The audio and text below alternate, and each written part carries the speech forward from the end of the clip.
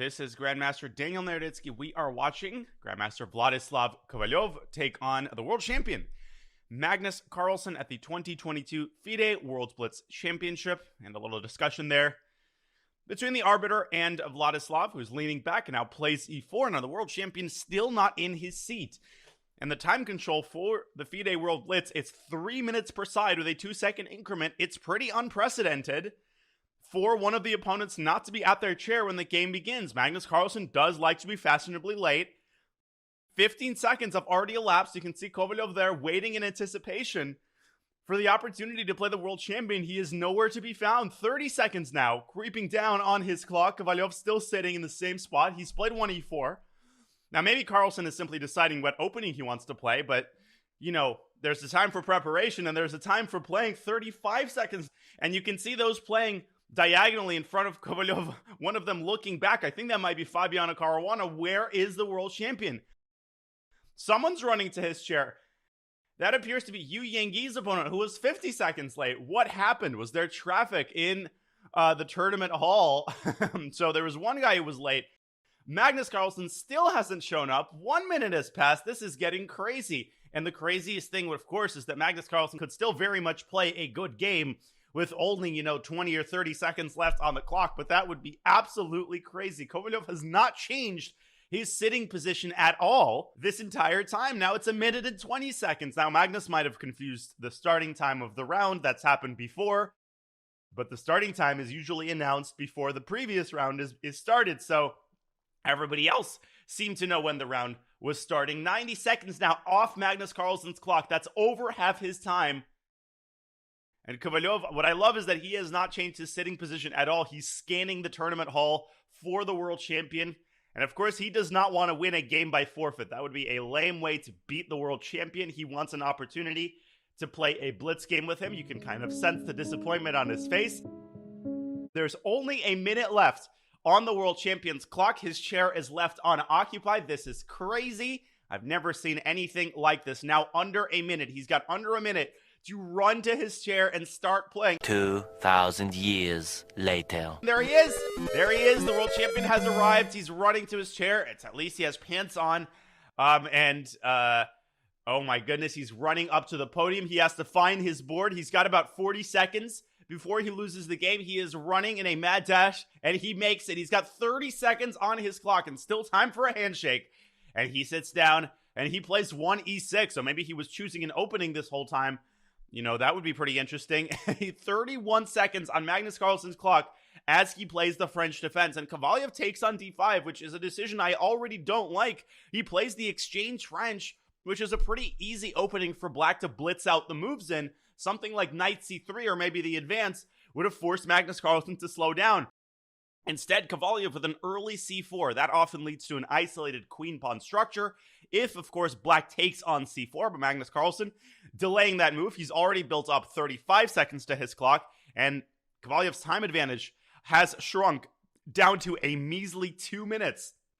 As he contemplates his next move, he can push the c-pawn down to c5 and chase black's bishop away. Carlsen seems a little bit flustered, but he's playing the opening pretty decently thus far. Knight c3, bishop e2, a lot of moves possible, and it's actually not easy to handle a time advantage as big as the one that Kovalyov has, because you're feeling the pressure to win the game quickly. But Carlsen can play well with 5 seconds on his clock, and Kovalyov has already spent a minute. This is what, move 4, move 5. He finally decides to bring his knight out to c3. Carlsen just ignores the threat on the d5 pawn, and he castles. If white takes on d5, that pawn is going to be a sitting duck, and it can be pretty easily recaptured by black's other knight, which will go to d7 and then to b6. And once black recaptures the pawn on d5, he's going to have a very nice blockading knight to immobilize white's isolated queen pawn on d4. And another 20 seconds spent by Kovalyov. This is maybe even crazier than Carlsen's late arrival time. Kovalyov cannot decide how to position his pieces.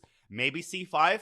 I think the move bishop f1 to e2, just a modest developing move, could be the way to go. His time advantage is now under a minute. Maybe he's being nice to the world champion to equalize the playing field.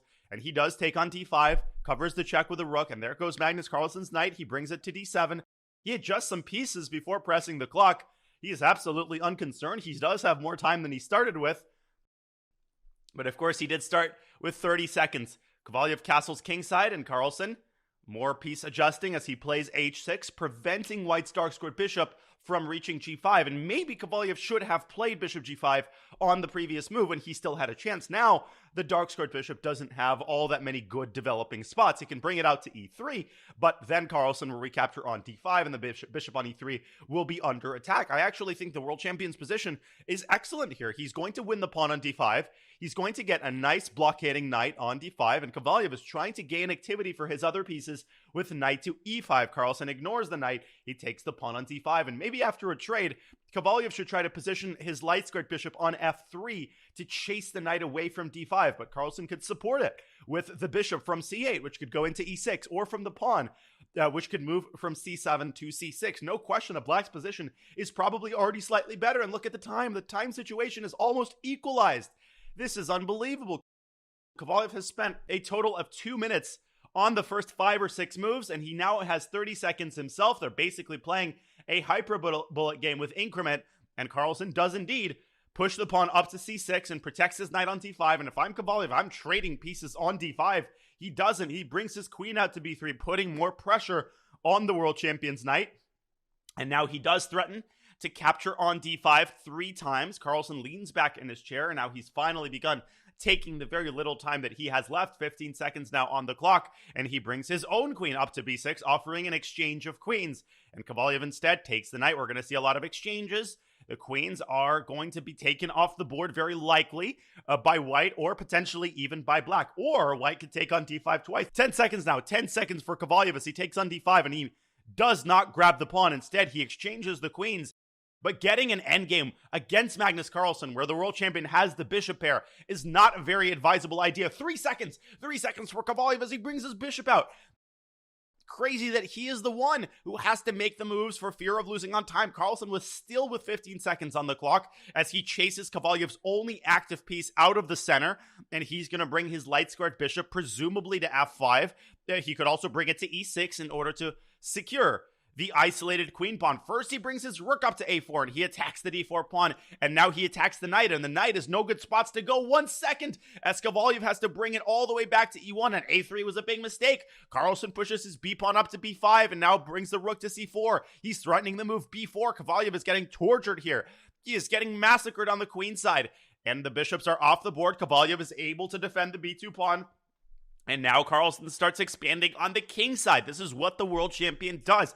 He does not let you breathe in these sorts of endgames, and he has positioned his pawns in an ideal setup, restricting white's king and knight as much as possible. The knight can't move to d3 because you lose the d4 pawn. It can't move to c2 because you lose the b2 pawn. So Kovalyev has to basically sit around and wait. He is trying to improve the position of his knight. A great job getting the knight into the center and chasing black's light-squared bishop away, but Carlsen is walking his king ever so gradually over to the queen side. King c6 and king b5, and eventually something is going to give. Kovalyev still with 6 seconds on the clock. Carlsen going hither and thither, trying to chisel his way into white's position. The rook is currently parked on a4. He has to keep it in contact with one of white's pawns. No, he brings it up to a1, and white's rook does not have any active prospects, but rook d1 by Kovalyev, keeping the gates to white's queenside shut. And there goes Carlsen's b-pawn. He continues grabbing space and strangling white's pieces. Kovalyev is just sort of staying put and bringing his king up to d3, where it almost gets checkmated by the bishop.